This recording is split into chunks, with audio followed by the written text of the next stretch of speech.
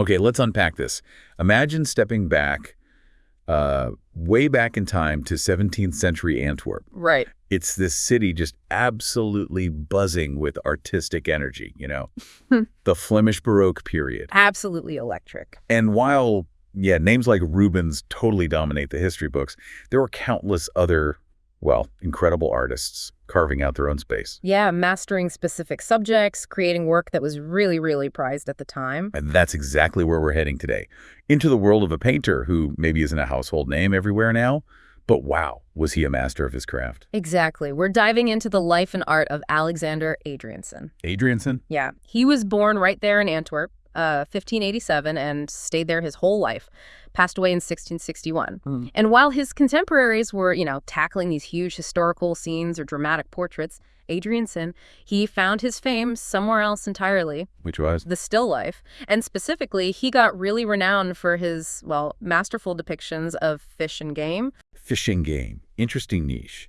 And this deep dive, it's all based on the stack of material you've shared with us, right? The articles, research notes, all the details you've gathered. That's right. So our mission here is to take these facts, these kind of fascinating little snippets of his life and work, and weave them together. Yeah, build a picture. Build a vivid picture of this artist. We want to explore his creative path, understand the sort of surprising connections he had, highlight the artistic choices that made him unique, and really get to the heart of why his art still matters today.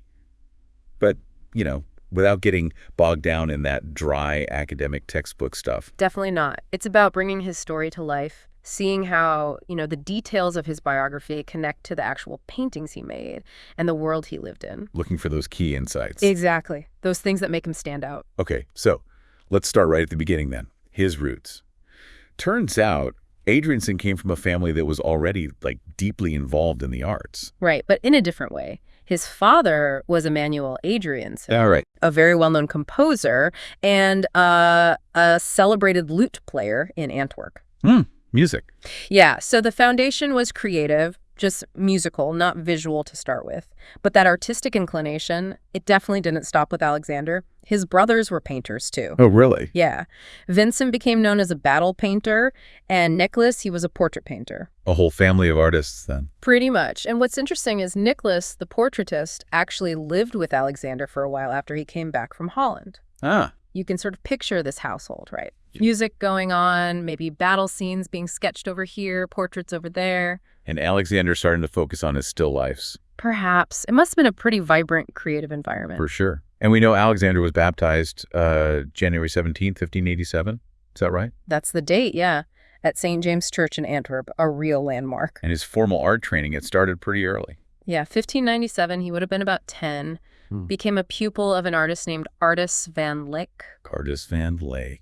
And he must have picked things up quickly because by 1610, he was admitted as a master into the Guild of St. Luke in Antwerp. That's the big painters guild. Wow, so he was only, 23? 23, yeah. Pretty young to become a master. That was a huge step, Yeah. Let him run a workshop, take pupils, sell his work. Right, crucial. But what's really intriguing is how he was initially registered in the guild. How so? It lists him as a watercolor painter. Watercolor, not oil. Nope. Specifically for painting heraldry on parchment. Think coats of arms, official documents, that kind of thing. Wow, so a very practical, almost craft-based start. Not painting glistening fish just yet. Not yet, but the materials you've shared, they show he didn't stick with heraldry for long. Okay. He pretty quickly transitioned and got really skilled in oil painting.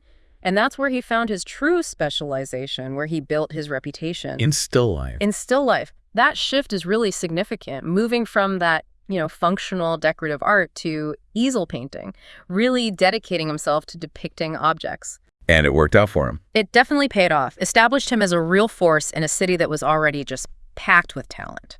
And speaking of talent, this is where the information gets really fascinating, I think.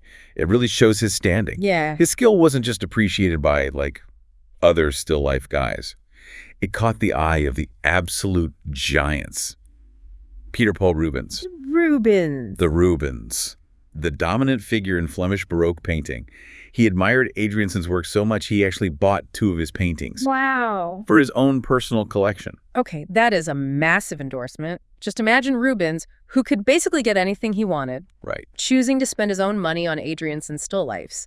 It just speaks volumes about the quality, the appeal of his work, even to someone whose own focus was so different. Totally. And it wasn't just Rubens. Anthony Van Dyck. Another giant. Okay. The portrait master. He actually painted Adriaenssen's portrait. No way! Yeah, and that portrait was later engraved, which helped, spread his image, cement his status, and public recognition. So this really places him, squarely in the top tier of the Antwerp art scene. Definitely. Even though he specialized in subjects often seen as maybe less prestigious than history painting or portraits. Right. Incredible connections professionally. And it wasn't just professional admiration. His personal life was also pretty deeply woven into this elite artistic circle. Oh, yeah. He married Maria Seeldreyers. In 1611, they had 6 kids. And get this, the godparents for his children. Let me guess. It's like a who's who. Rubens' first wife, Isabella Brandt, Wow. was godmother to 1 child. And the battle painter, Peter Snayers, another notable artist, godfather to another. It just paints this picture of real social integration, within the city's artistic elite. Absolutely. And he lived centrally, too, didn't he, on De Whopper? Yeah, exactly, which was notably close to where Rubens had his huge house and workshop. So living right there, having those personal ties, it really reinforces that he was part of the central fabric of Antwerp art life. Yeah, he wasn't just admired from afar. He was in their world. Right. And there's one specific event that the sources highlight that really shows his connection to the city's big projects and how artists work together. What was that? 1635. Antwerp throws this huge, spectacular event, the joyous entry of the new governor, Cardinal Infante Ferdinand. Ah, the Blightenkomst, a massive deal. Huge. Public spectacle, elaborate temporary decorations all over the city, triumphal arches, stages. And Rubens was in charge of the whole artistic side of it, right? Exactly. Rubens was overseeing the design, the execution, everything. A massive undertaking. So where did Adriaenssen fit in? He got a specific, pretty crucial job within this grand project. He was commissioned to paint the coats of arms of the 17 provinces Ferdinand governed. Ah, back to heraldry, sort of. Kind of, but on a much grander scale onto the actual triumphal arches. So a big decorative commission, very different from his usual small still lifes. Totally different. Required a different skill set, working large scale, publicly. Yeah. And the sources mention he'd been paying his guild dues yearly right up until 1633. Just before this project. Maybe suggests a connection to the city's planning. Could be. So he clearly showed versatility contributing to this major civic thing. But yeah, the materials you provided really emphasize that despite this, foray into large-scale decoration, his main focus, his real passion, stayed with easel painting. Specifically still life. Specifically still life. Now, painting still life in 17th century Antwerp, that was swimming with sharks, right? You got heavyweights like Franz Snyder's. Huge canvases, dramatic market scenes, piles of game. And Jan Veit, famous for those elegant hunting trophies, luxurious stuff. Exactly, a very competitive landscape. So Adriaenssen had to find his own path, his own niche. So how did he do that? What made him different? Well, what's fascinating is he didn't try to imitate Snyder's massive scale or feats focus on, fancy hunting spoils. Okay. Instead, his works were generally smaller, much smaller format. And crucially, the sources suggest they appealed to the tastes of, well, they call it the more democratic layers of Antwerp society. Democratic layers, so not just the super rich. That seems to be the implication. Maybe more accessible price-wise or subject-wise to a broader range of people than, say, a giant Snyder's piece commissioned for a palace. Makes sense. And he painted various things within still life. Flowers, birds, vases, silver, fruit. Yeah, the classic elements were there. But the sources are crystal clear about his true specialty, the thing he became most known for, most famous for. The fish. The fish still lifes. He painted over 60 works just depicting fish. 60. Which is a remarkable number, more than any other artist in 17th century Antwerp focused on that subject. Wow.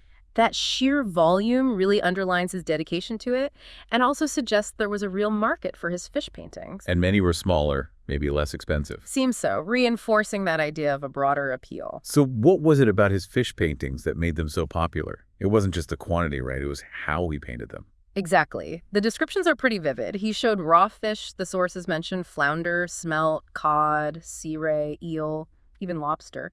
Often arranged quite simply, maybe on a ceramic dish, or sometimes just grouped right on a wooden table. Nothing too fancy in the setup. But the painting itself. The magic was in the technical skill, how he rendered them with just incredible realism. Yeah. The sources rave about his ability to capture that moist, glistening look of the scales, the way light catches the wet surfaces, the hard shells of lobsters. You can almost see the shine. Exactly. It creates this palpable sense of freshness.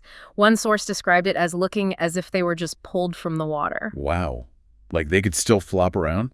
Almost. You can practically feel the texture, smell the sea. He just brought this, let's face it, pretty mundane subject of raw fish to life with astonishing fidelity. Okay, so technically brilliant with fish. Yep. What about his overall style, his composition? Well, the sources note an influence from the Haarlem school up in the Netherlands, Okay. particularly in how he arranged things. His compositions often use an asymmetrical diagonal layout. Like things arranged along a slant. Sort of, yeah. Imagine a strong diagonal line running through the painting, maybe anchoring the main items. It creates a kind of dynamic balance, and he overlaps objects across different planes, one thing slightly in front of another. To create depth. Exactly, builds a sense of depth without needing super complex arrangements. And his color palette. Was it bright? Generally described as pretty sober, actually, even monochrome in parts, lots of muted tones, browns and grays, especially for backgrounds and table surfaces. Okay. But within that restraint, he's noted for his purity of color when depicting the actual object. So the fish themselves would pop. Yeah, or the bright red of a lobster, the sharp yellow of a lemon peel. That contrast makes them stand out against the muted background. So this sober realism, this kind of direct, unflinching look at nature, that set him apart from the more decorative styles. Very much so. Less about idealization, more about capturing the thing itself, almost scientifically precise in a way. And the sources really emphasize his skill with textures. Oh, absolutely. Across a single painting, he could nail the smooth, cool surface of wet fish, the rough skin of a lemon, the hard shell of a lobster, the gleam of metal, the transparency of glass, the softness of fur.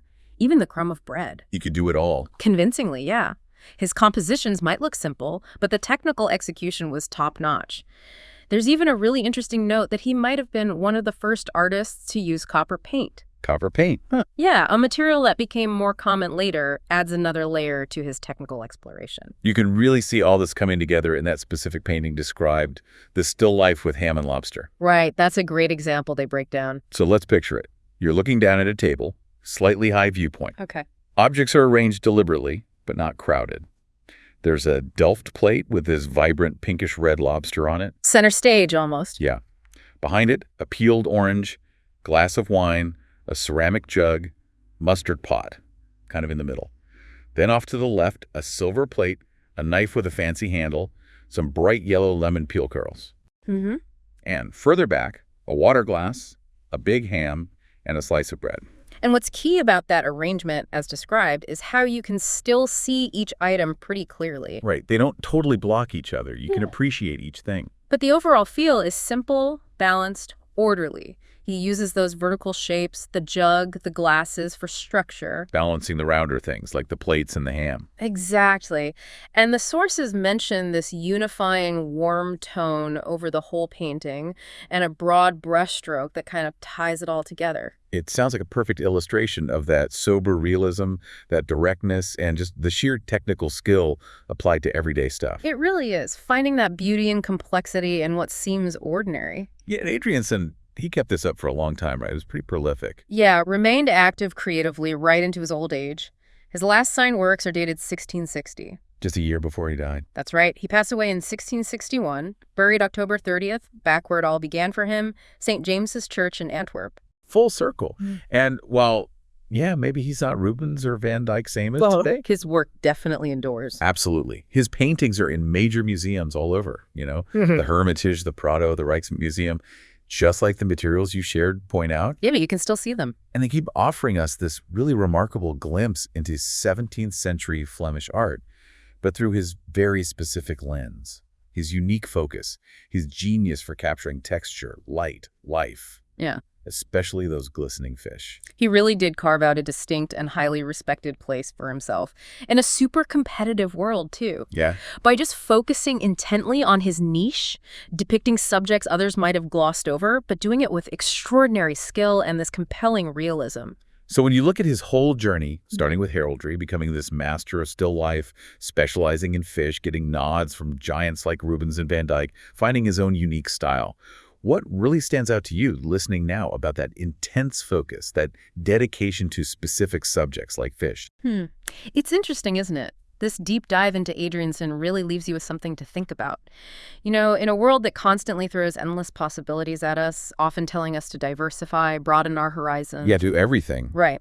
What can we maybe learn from an artist like Adrienssen? He found profound beauty, achieved incredible skill, got recognition from the absolute masters, not by trying to do it all, But by focus. by focusing intently on just a few specific things, like fish on a table. How does that kind of deep focus, that really dedicated observation of the seemingly ordinary, allow you to see those things in truly extraordinary ways?